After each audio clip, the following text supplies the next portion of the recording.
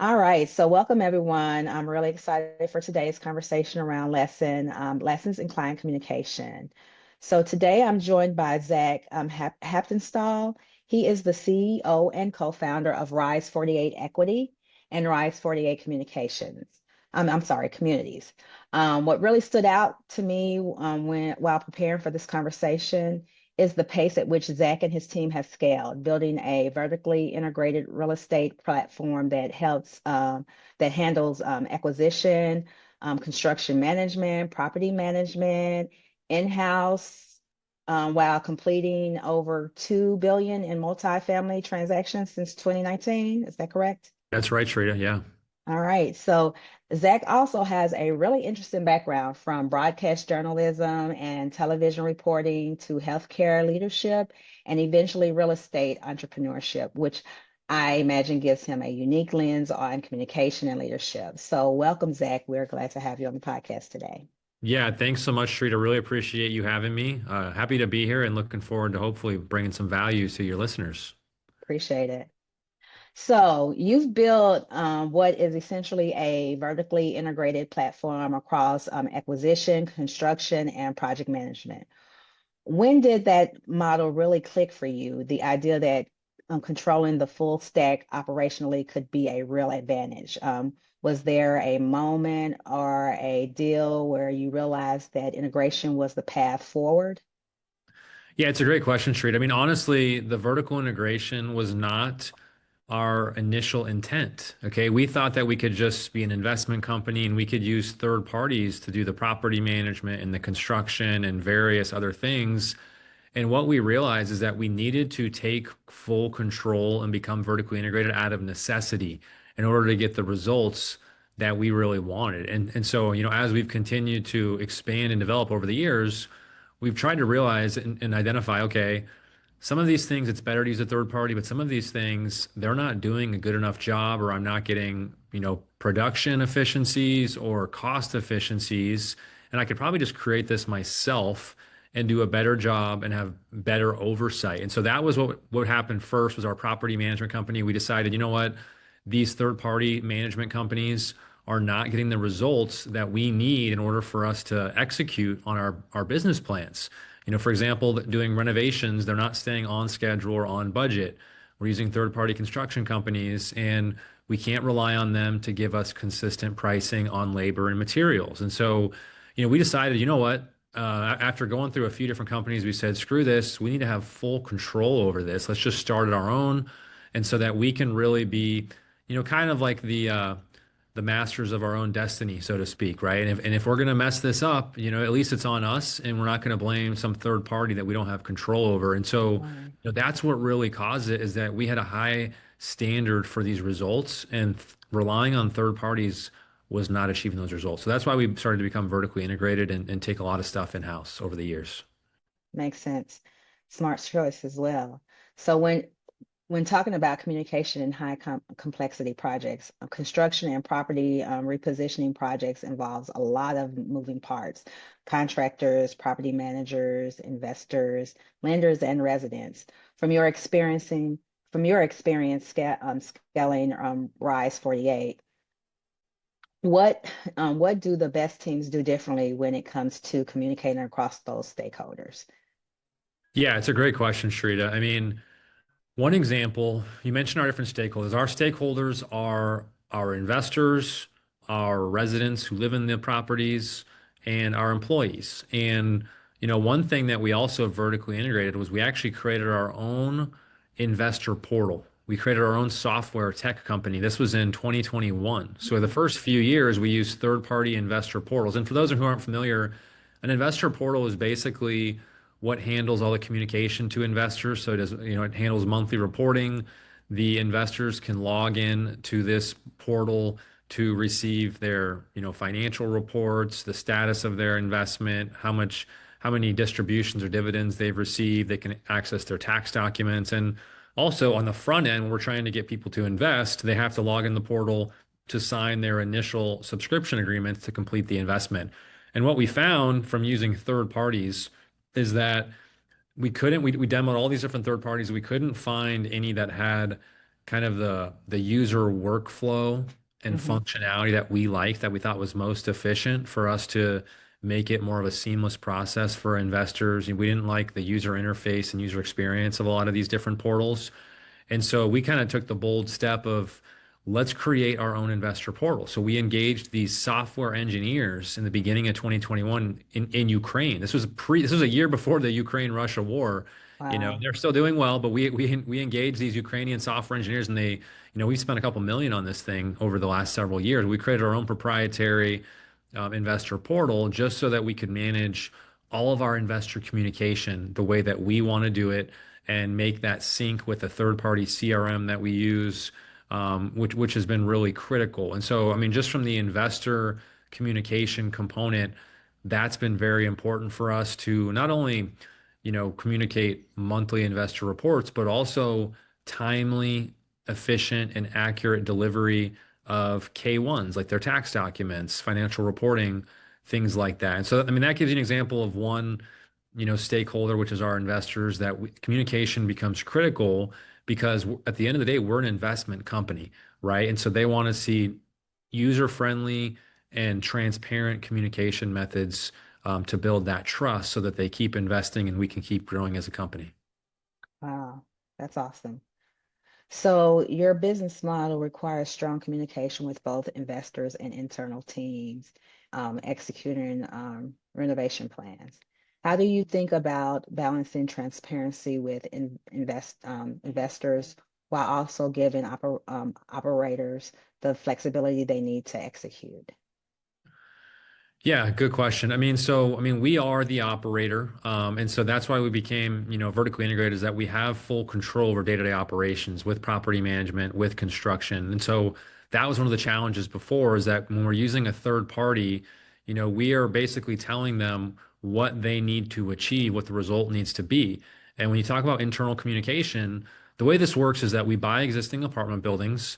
Every month, we're moving some of these tenants out and we're demoing that unit, renovating that unit to a higher level scope with new flooring, countertops, appliances, cabinets, and then moving a new tenant in there within 30 days or less at a higher rent. Okay. And so you have to have very synchronized, intertwined communication between your on-site property management staff and the construction crews, because you have your front end leasing agents who have, people walking in wanting to lease apartments, and they're going to be signing up leases, giving these people the expectation that that apartment, that newly renovated, fresh apartment will be ready 25 to 30 days from now. And they're going to put down a deposit, and that needs to happen. It needs to be ready to go.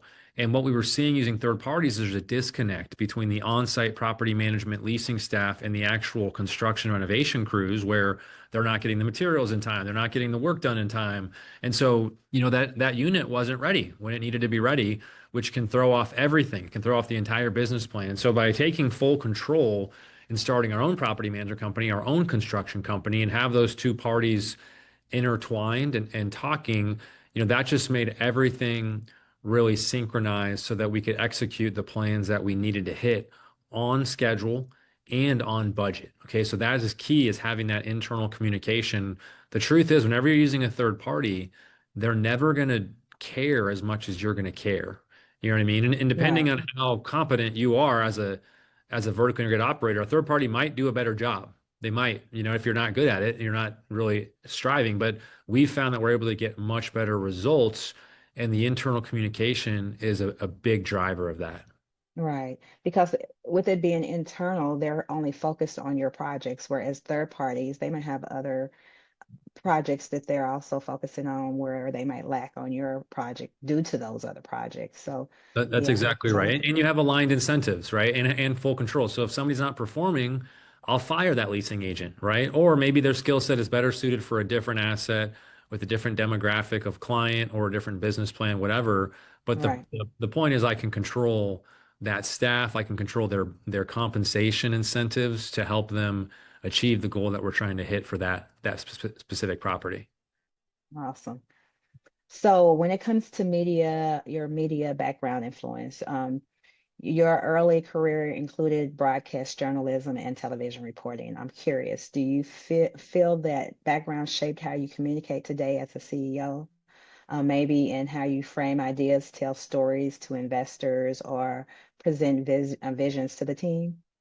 Yeah, it's a great question, Shreya. The answer is yes, absolutely. I mean, I'm very grateful. See, I got my undergrad in journalism and mass communication with an emphasis in broadcasting. And so, I was a live news anchor, sports reporter on Arizona PBS, hosted a show on Fox Sports Network. And so, being on live television, first of all, was like terrifying at first. You have to get used to it, but it's good experience because it does give you the ability to speak publicly. So I'm very consistently speaking at conferences, on panels. We do quarterly all staff meetings where I'm speaking in front of 200 plus of our employees.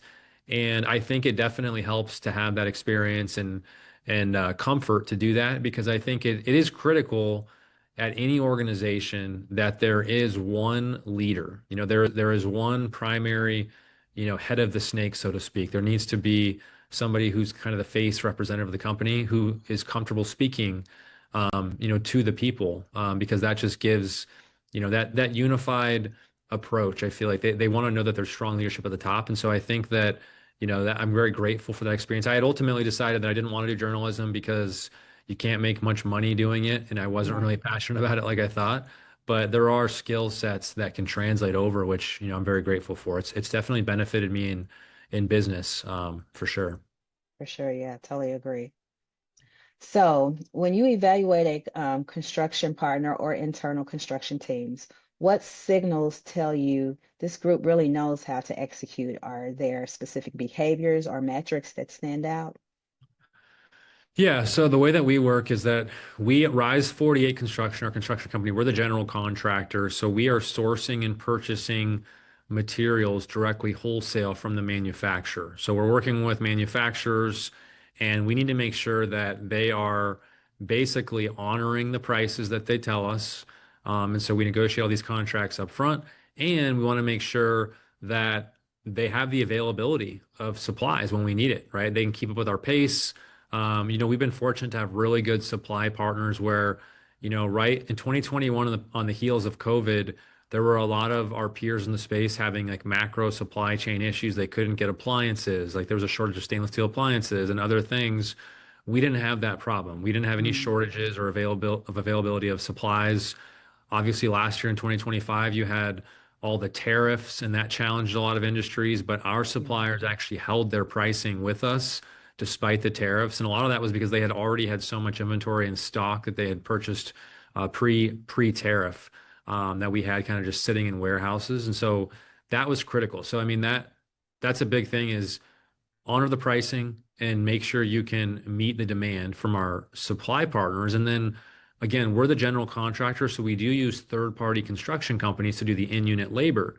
And our employees, like our team members, are basically supervising and managing these third-party construction crews, each day 40 hours a week. And so for our construction partners, it's similar. We need to make sure that they can stay on schedule and on budget. So we've got contracts with both our suppliers and our labor partners that we are fixed pricing per unit for the lifetime of the project. So if I'm buying a 200 unit apartment building, it doesn't matter if it has one bedrooms, two bedrooms, three bedrooms, I'm paying my supplier and my construction companies, the labor, a fixed price per door for Mm, their respective supplies or labor. And so because I'm giving them volume, we get a lot of leverage with pricing, right? And so we want construction labor partners who can meet that cost, which they always have because they're contractually obligated to do so. But more importantly, be able to execute on schedule and get the work done. So we've been very fortunate. And because we are doing volume and we have some leverage, if people don't perform, then we'll fire them. We have no problem replacing them. And we've got multiple suppliers and multiple construction companies we work with so that we are diversified. We're not too heavily concentrated with any one group. mhm. So that's really critical. So yeah, it really just comes down to stay on schedule, stay on budget, got to keep the machine running, very fine-tuned and efficiently. Right. Right. All right. So moving on to the next question. So every large portfolio has deals that go smoother than others, right? So looking back on your journey building Rise 48, What's a lesson about communication or coordination that you learned the hard way? Yeah, good question. I mean, real estate, like multifamily real estate has been very challenging the last few years across the entire industry because interest rates skyrocketed in the beginning of 2022. And then you had really an oversupply of housing in 23, 24, 25, and even this year, 26. There's a ton of apartment buildings, right? And so, Hmm. I think we did a good job from a communication perspective to our investors, letting them know. I mean, we've never lost any investor capital. We've never missed a monthly debt payment. So we've been able to weather the storm very effectively, whereas a lot of our, peers in the space, a lot of them are bankrupt. They're gone. They've lost investor capital. They've been foreclosed on. We've bought over a dozen deals the last few years where we've bought these deals for about the loan amount that the seller had, and they wiped out all their investor equity. So it's been a challenging market across the entire industry. And I think that communication and transparency has been our biggest differentiating factor, right? And so, and this is objective feedback that we get from our investors. We have over 3,000 investors, and we consistently get the feedback that says, "Hey, we appreciate that you guys are always forward facing, and whether it's good news or bad news, you let us know."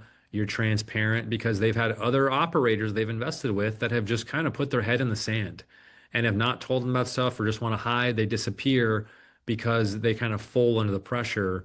And we haven't done that. We've battled through the adversity of the challenges of the market. We've Hmm. had competitors who literally will make stuff up about us online under anonymous blogs. We've had tabloid companies do hit pieces on us, make stuff up, Wow. and we just continue to be forward-facing, transparent, and communicate with investors.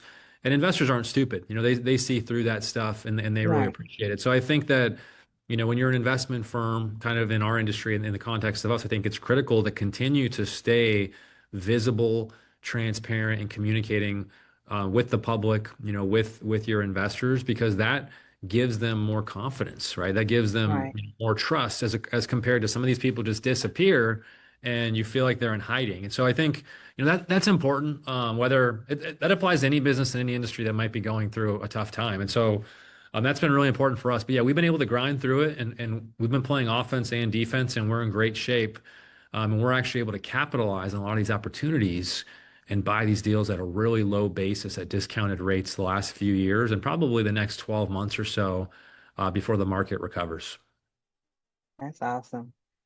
Wow. All right. So if you could improve one system in your business over the next few years, what would it be? Yeah, good question. So at the time of this recording, we're recording this, what, second week of March Hmm. 2026. Um, our team has really been diving deep into Claude Code. Okay. And so we are actually in the process of creating our own internal operating system, and we will be able to eliminate most of our third-party SaaS technology vendors with our own internal proprietary product, from the CRM to construction management tools to data research tools that we use.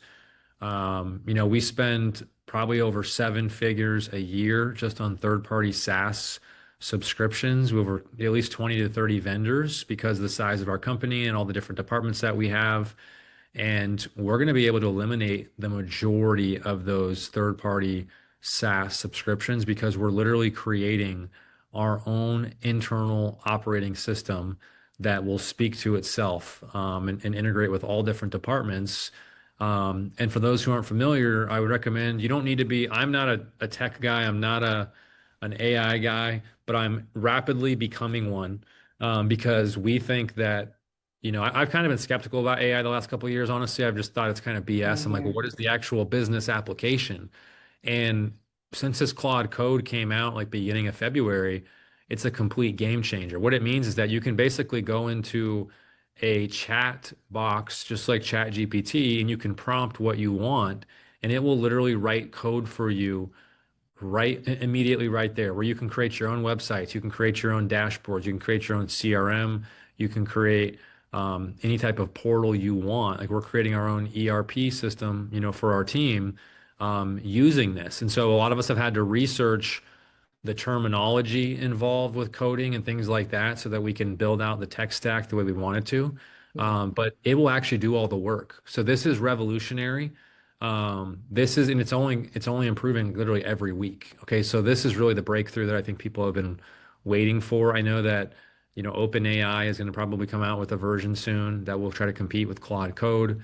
And it's an arms race, really. And so basically, we're going to be replacing a ton of these third-party subscriptions. And one thing I'll mention, Sharita, for those who don't understand, is that, for example, let's say I have HubSpot as my CRM, and let's say that which is a SaaS product, software as a service, Hmm. and I think SaaS companies are going to be not completely dead, but they're going to be significantly impacted. Even in the last few weeks, you can look at the stocks of SaaS companies are tanking. And the reason for that is, let's say I have 50 human employees that have subscriptions for HubSpot, which is our CRM that we use for, investor newsletters, email campaigns, etc. Well, now all I have to do is I can have Claude Code create 49 different agents or bots, and each of them does a specific task. And I can basically just train it to do this task. And I only need one human to oversee the bots to make sure that they're doing all the work they're supposed to do. And I've eliminated 49 subscriptions. And Wow. so this is happening to SaaS companies where their entire business model is being turned upside down, Yeah. because a lot of these agents and bots are going to be doing what humans used to do, and you just need somebody to oversee them and monitor. I mean, Salesforce, their stock has tanked significantly in the last few weeks, and it's not like they're going to be eliminated completely, but the future value is being significantly reduced by people that are trading these stocks because they think that they're not going to have, those big market caps going forward, those big multiples on their value. And so that's just kind of gives people an idea of what you can do with these agents or bots is that they are actually doing all the execution and all the work. Anything that's administrative, clerical, or execution, you can pretty much replace that person now or pretty soon with an AI agent, which, Yeah. some people get freaked out by that, which they probably should be, but it's coming and you cannot change that, right? Like I told people, it's just like the internet. Some people were very skeptical of the internet because they think, oh, this is going to be a cesspool for fraud and scammers. Well, it's coming no matter what. You can't stop it. I can't stop it. So how do we take advantage of it and be on the front end of it? And what it's going to do is that it should elevate the tasks that humans are doing so they can be Yes. focused more on strategy, right, and innovation and creativity, and use these agents to do all the time consuming work that is not really helping you grow your department or your role or your business. And so that's how people need to think about this kind of going forward. And so that, anyways, that's kind of, how we're looking at it and implementing it. I think the advantage that you have is that you structure things internal in-house, right? A lot of companies do use third-party vendors, and for those SaaS companies, they would just have to make sure that they're using the latest and greatest technology, using these VAs, because that's what they are, VAs, those bots that are running Yep. those are virtual assistants. So they would just have to structure their company. But what makes you ahead of the game is that you're not using third-party vendors to handle this. You're actually creating this internally within your company. So Yep. that's Right. definitely a plus. No, I agree. So yeah, that was pretty. That was my last question, Zach. I thank you so much for sharing your insight. This has happened. This has been the best interview session. This is my fourth interview, and this has been the best one thus far. All right. A We'll lot take it. of Thanks, Sharita. valuable information that I will definitely dig into myself. Yeah. So No, I appreciate you taking the time out of your busy schedule because you seem to have a lot on your plate. no, thanks so much, Sharita, for having us on. We really appreciate it. It was great meeting you here and being here, and hopefully we brought some value and best of luck to you going forward. Yes.